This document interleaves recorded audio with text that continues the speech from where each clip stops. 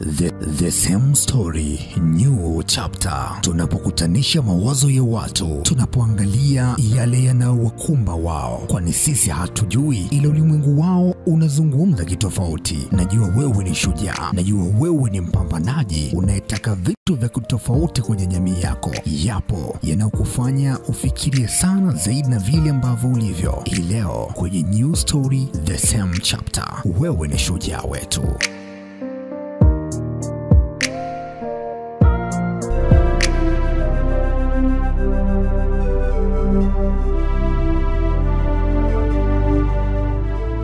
Basi mimi natumai kwamba mzima wa afya na unaendelea vizuri kabisa na afya yako. Basi leo ni siku nyingine tena na ni wakati mwingine tena ambapo tunakutana hapa kuendelea na simulizi na mkasa wa ndugu yetu Jennifer. Jennifer kwa wiki iliyopita alituambia kwamba amemsindikiza wifi yake ili aende akaongee na huyo mwanaume wake ambao alikuwa anapanga kwa ajili ya biashara. Sasa alikuwa anataka kwenda kuweka gari bond ili aweze kupata mkopo, kwa sababu pesa ambayo anaitaka mpenzi wake, yani mpenzi wake wifi yake Sonia, ambaye anaitwa Sonia, mdogo wake Felix, pesa ambayo mpenzi wake alikuwa anaitaka haijatoshea. Kwa hiyo ndo anaenda kuweka gari reani ili aweze kupata mkopo mpaka atakapopata pesa ya kurudisha, basi aweze kukomboa gari lake. Jennifer anasema mimi nikamshauri kwamba sio kitu kizuri, na nikamshauri kama mwanaume anampenda basi akampe kiasi hicho cha pesa, na kwa sababu ni biashara ambayo anaanzisha kwa pamoja, basi amwambie tu amuongezee ila nyingine ambayo itakuwa imesalia. Basi Jenny anasema nilifanikiwa kumshawishi na akaniomba kwamba mimi leo nikaongee na wewe mwanaume. Tunakumbuka tulipishia mara ya mwisho ni kwamba alienda kumsubiri kwenye hotel ambayo alienda kupanga kukutane. Nasema alimsubiri kwa muda mrefu sana, lakini mwisho siku akatokea. Na ametokea. Jennifer anasema mimi alikuwa ananiambia kwamba anaitwa Godfrey, lakini huyo ni Tony ninayemjua mimi, jambazi. Nimemuona na kilichonisababisha nikaamini kweli alikuwa ni Tony ni cheni aliyokuwa ameivaa shingoni. Ile cheni inaonekana ni kweli ni mamake, kwa sababu wakati wote yupo ameivaa. Kwa hiyo Jenny anasema nikakumbuka ni Tony, nikamwangalia, hakuwa Godfrey anavyomsemea huyo wifi yangu, alikuwa ni Tony. Jennifer anasema nilishtuka, nilibaki na bumbuazi, lakini Tony hakutaka kuonesha kama alikuwa amewahi kunifahamu kabla mbele ya Sonia. Kwa hiyo Jennifer anasema kwa vile alivyokuwa kama ananikata fulani, nilielewa na mimi sikutaka kuzua taharuki yoyote. Nikaamua tu kuacha hivyo, kama ameamua kuni ignore kwamba hanijui, ndo amenikuta mara ya kwanza, it's okay, ni sawa. Lakini Jennifer anasema mimi nilijua kabisa ni yeye. Nilijua ni yeye, na nilijihakikishia hilo kabisa pale ambapo niliona ule mkufu shingoni. Ndio niliamini kwamba yes, this is Tony and not Godfrey. Jennifer anasema nilishindwa cha kuzungumza, nilishindwa cha kuongea. Nikamwambia wifi yangu kwanza naomba niende toilet mara moja, naenda uani mara moja na kuja. Jennifer anasema nilitoka na nikaelekea chooni, nikiwa najiuliza maswali. Yule ni Tony, na kwa nini amdanganye Sonia? Kwa nini afanye hivyo? Nikajiuliza, kwanza kabisa amemdanganya jina, lakini wakati ule jina anasema, nikajiuliza hivi kati ya mimi na Sonia ni nani ambaye atakuwa amedanganywa jina? Ni nani ambaye atakuwa ambiwa uongo? Na hizo nikawa nasema kwamba amemdanganya Sonia, kumbe akawa amenidanganya mimi. Jina anasema nilipatwa na stress. Nilikuta nikasema hakuna kitu naweza nikaenda kuongea pale kikaeleweka na nini. Nitajikuta overreact. Yani sijui, nikaanza kwamba kumbe aliniahidi kwamba ameacha kazi ya ujambazi, ameingia kwenye utapeli, anataka kumtafuta peli Sonia milioni 5 Sonia itoe wapi? Halafu pia ni mwanafunzi, sawa, anaweza akajua kwa sababu ni familia, anaonekana na kishua, ana gari, andacho na gari, na maisha mazuri na nini, lakini kwa nini namfanyia hivyo? Anajua kabisa Tony atakuwa mpendi Sonia, na yani kwa jinsi ambavyo, kwa maelezo ambayo alikuwa ananiambia Sonia, nilikuwa ninaona hilo. Jennifer anasema nilitoka kule chuo, nilikaa muda mrefu sana. Nikatoka paka nilivyorudi Ufyongo akaniambia kwamba nimekaa muda mrefu sana. Kuna nini? Nikamwambia hamna chochote. Jennifer anasema nilimuita waiter nikamwambia anipe kinywaji kikali. Jennifer anasema nilikunywa moja kinywaji ambacho kilikuwa ni kikali sana. Kikali mno. Lakini Jennifer anasema wakati pale sasa Sonia ananitambulisha kwa Tony. Yani anamwambia huyu ni wifi yangu, anaitwa fulani. Anasema akaitika ni kama vile anijui. Oh, Jennifer, nimefurahi kukufahamu. Nimefurahi kukutana na wewe. Jennifer anasema mimi nimeshindwa hata nimjibu nimefurahi pia. Yani ninashindwa kudanganya.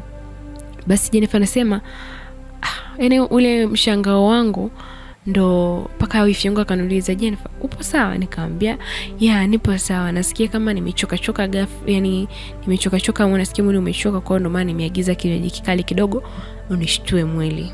Okay. Jennifer anasema wifi yangu akaniambia sawa.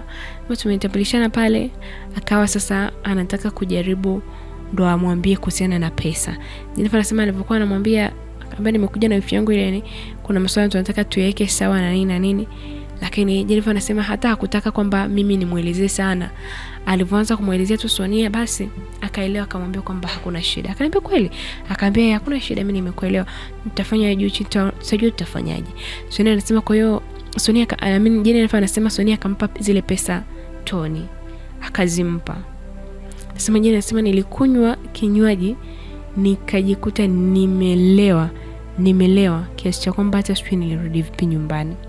Yeye anasema kabisa sijui nilirudi vipi nyumbani, sifahamu kabisa. Jennifer anasema mimi nilijikuta tu asubuhi niko nyumbani na wifi yangu alikuwa amenuna sana, alikuwa amenuna mno, hataki kunisemesha, hataki kuongea na mimi. Nikawa najiuliza kwa nini ameninunia? Yani nikimsemesha anijibu, nimemsalimia anijibu, nimemuuliza kitu anijibu, nimemuuliza sasa hivi saa ngapi ajibu, yani amekaa tu kimya. Jefferson nilipata na mashaka, maana yake nilielewa sana.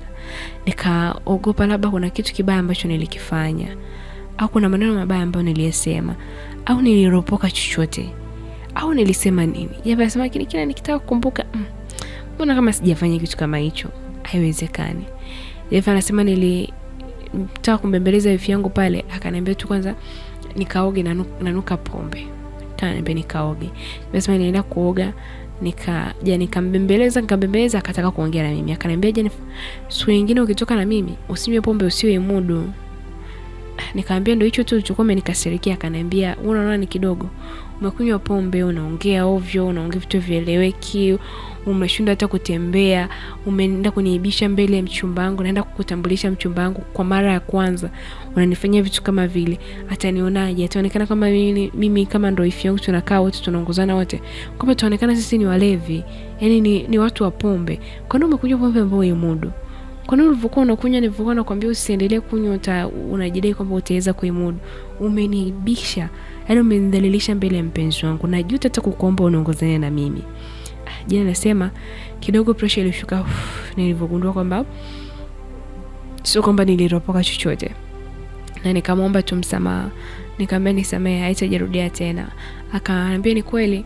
Sema wifi yangu alinijibu tu ni kweli, haitajirudia tena, maana mimi mwenyewe siwezi kutoka tena na wewe kwa staili, sitaka nitoke na wewe kwenda popote, nimejifunza. Jana nasema niliona kama ni hilo halina shida, nilikunywa pombe kwa sababu ya matatizo yangu tu.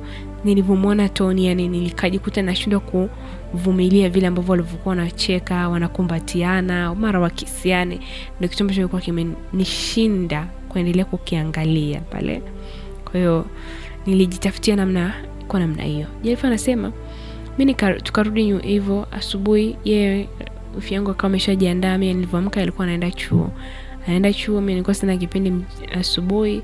Basi jana anasema maisha yetu yaliendelea kusonga mbele. Sikuonana tena na Tony kama wiki 2 hivi. Lakini Jennifer anasema roho inaniuma. Yani I wish nimuulize wifi yangu, lakini namuulizaje?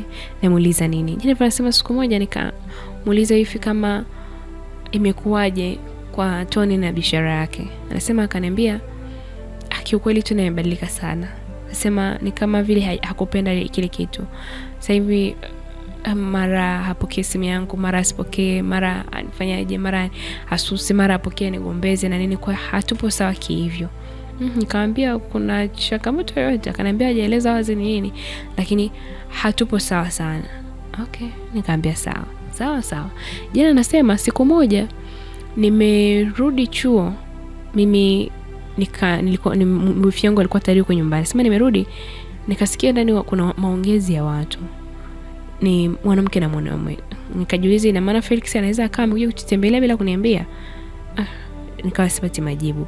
Hivi anasema ina maana anaweza kaa jirani. Anasema kwa majirani tunaokaa nao sisi, yani wengine hata siwajui, kwa sababu ni sehemu ambayo kila mtu yuko na maisha yake, afu tunakaa na watu wakubwa, watu wenye biashara zao. Yani sisi ndio wanafunzi kwenye ile sehemu tunayokaa, yani sisi ndio wanafunzi.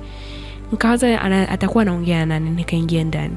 Jana anasema nimeingia ndani nimekuta ni Tony. Afu yeye anasema wifi yangu amezoea kumuita Gigi, akijua yule anaitwa Godfrey, lakini ni Tony. Anasema wifi yangu amezoea kumuita Gigi. Gigi wangu. Haya, Jennifer anasema nilivyoingia yani sikutaka ku react chochote, sikutaka kufanya chochote, nikamsalimia, nikapita zangu kaenda zangu chumbani kwangu na nini. Jana anaendelea kusema, anasema kwamba sijui ni wifi yangu anasema alitumwa nini na Tony, akatoka tukabaki mimi na Tony. Anasema Tony akaniambia kwamba ameenda dukani. Anasema tunapokaa maduka yapo ovyo yani, lakini kwa sababu ana gari kwake ni rahisi. Nikamwambia ameenda dukani. Anasema nilitoka kwa sababu nilitoka kumuulizia. Anasema akaniambia kwamba ameenda dukani. Nikamwambia kufanya nini wakati vitu vyote viko ndani? Jennifer anasema kumbe ni Tony alikuwa amemtuma. Kamtuma makusudi kabisa. Jana anasema Tony ananiambia kwamba amefurahi tena kukutana na mimi. Na mimi mnafikia nikamwambia nafurahi kwa sababu sasa hivi nimekutana naye kwa design nyingine. Sio tena kaka jambazi, ni kaka tapeli ambaye anajificha kwenye ukuta wa shemeji yangu. Kujidai kwamba wewe unampenda dadangu wifi yangu, kumbe unataka kumtapeli. Akanambia unasemaje Jeni? Nikamwambia ndio. Ulihisi kama ukija kuniona hapo na ukaja kuniona, ukaja kunisalimia, sijui ukatafuta njia mimi na wewe kukaa kuongea, nitakupokea vipi baba? Kaambia ulihisi itakuwaje? Yani wewe saa hii umeacha ujambazi, umeamua kwenye utapeli. Wewe ni biashara gani unataka kufungua na Sonia? Niambie tu. Biashara gani? Yeye anasema safari hii Tony alikuwa amebadilika. Hakuwa yule kaka ambaye ni ana sura ya kitoto, ya kipole, anatia huruma. Hapana. Jana anasema alikuwa anaonekana ni kaka mjanja. Alikuwa amekuwa mwili umekuwa, sura yenyewe imeanza kukomaa.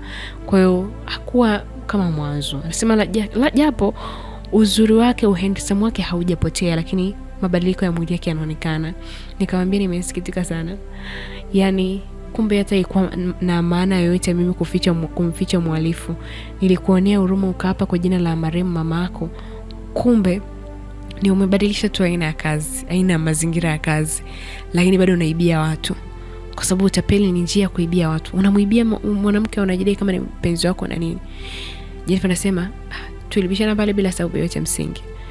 Na mimi nikamwambia kwamba sina hata hisia zozote na wewe, sina hata ile mapenzi yoyote na wewe. Cha zaidi kilichotofautika, yani kilichobadilika, ni kwamba najutia kukuficha ile siku, kwa sababu najua bado umeendelea kuumiza watu. Ndio kitu pekee ambacho nakijutia. Jana anasema Tony anaonekana amekasirika. Kwanza hakutegemea kwamba mimi tukitabaki mimi na yeye tutazungumza maneno yale.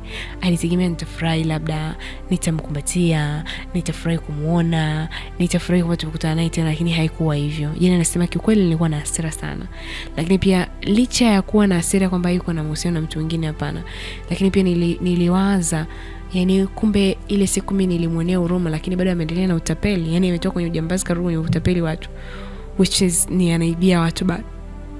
Kwa hiyo anasema yani niliomwambia kweli yalinitoka moyoni, nikiwa na hasira kwa ile nilitoka moyoni. Jana anasema tena niliulizwa nataka nifanye nini, nikamwambia kama mbali na wifi yangu, alafu kama uwezi kumpenda usimuumize, na usimuumize kwa kitofauti kiasi kikubwa hivyo unataka kumtapeli pesa zake sio na nini.